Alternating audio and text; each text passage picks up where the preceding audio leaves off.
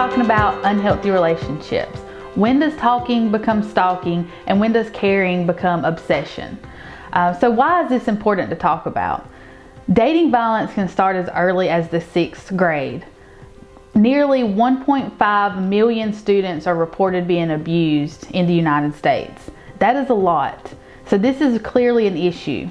1 in 3 teens have reported being physically abused by their boyfriends in school and out of school. So we're going to talk about 6 main types of abuse. This is experienced from adults to adolescents and even in some children. So you have the physical abuse, emotional abuse, sexual abuse, digital abuse, financial abuse, and stalking. So those are the 6 types that we're going to cover today. So physical contact is any unwanted contact to your personal body. This is what we often think of as domestic violence and abuse. You have hitting, punching, biting, scratching, slapping, any physical contact. Now, the things that we don't often associate with domestic violence and relationship abuse is the emotional and the verbal concept to it. That's the non-physical behavior, such as the threats, insults, constantly being put down, calling names, the isolation, the stalking, and the intimidation. Those are all tied up in emotional and verbal abuse. Telling lies, yelling, spreading rumors, threatening to harm you. These are more of the well-known types that happen in domestic violence. The new type is what we call digital abuse.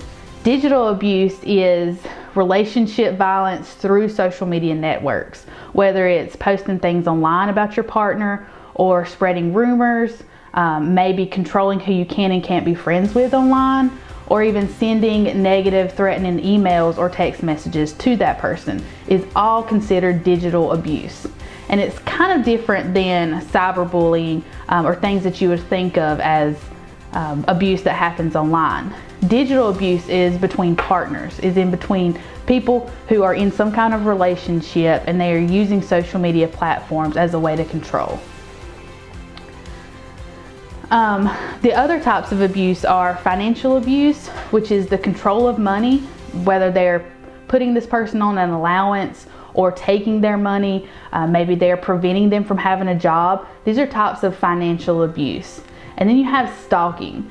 So stalking goes into using social media to keep track of your partner, trying to find where your partner is located, whether it's using location apps or making your partner share your location on the phone, or whether it's using Snapchat to try to find their location and showing up constantly, consistently in different places to try to control your partner. This is called stalking. So how do you know if your partner could be abusive or if your relationship is abusive? We have what we call red flags.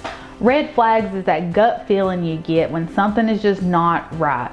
It just feels off, or maybe something in the back of your head is saying this is not going okay.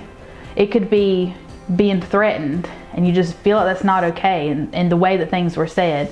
Feeling manipulated, feeling controlled, not being allowed to or being too afraid to have your own personal thoughts or to be able to make decisions for yourself, not having your personal space respected, not having your wishes respected.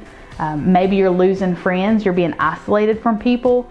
Your partner may not want you around your family, may try to limit your access to your family, which is isolation or trying to keep you feeling alone. So there is a cycle to this abuse, and how to recognize if you're in that cycle. There's 3 basic steps. Your relationship starts off in this honeymoon phase where you're so in love, you're so happy, and you just can't wait to see each other. These red flags start to kick in. Maybe you have small signs of abuse. They're really not noticeable. We call this the tension building stage.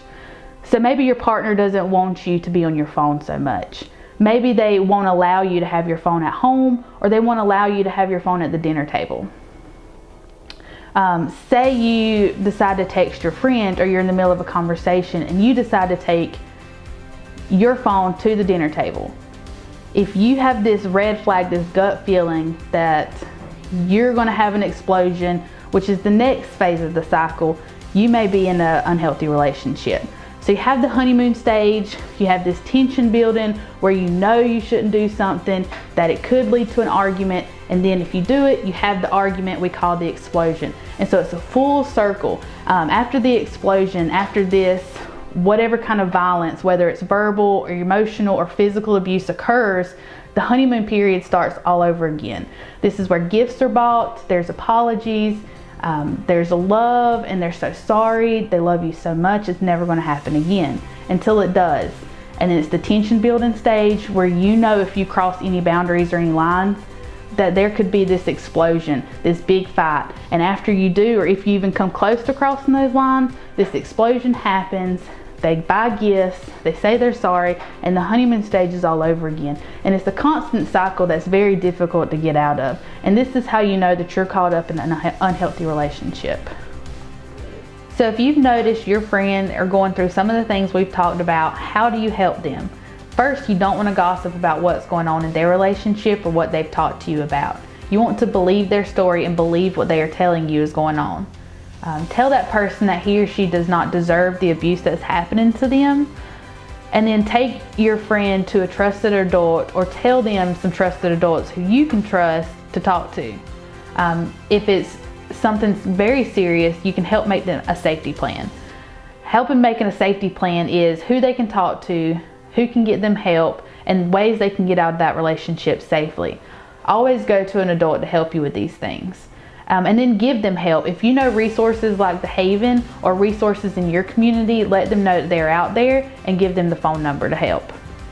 Now, if you're the one going through this, talk to someone.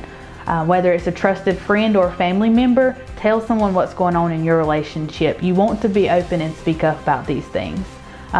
Counselors, teachers, anyone that can help within your school system, talk to them. There's also 24-hour crisis lines like the Havens, 1-800-33-HAVEN, or you can call the National Domestic Violence Hotline, which is 1-800-799-SAFE. If anything is happening where it's physical, please call 911.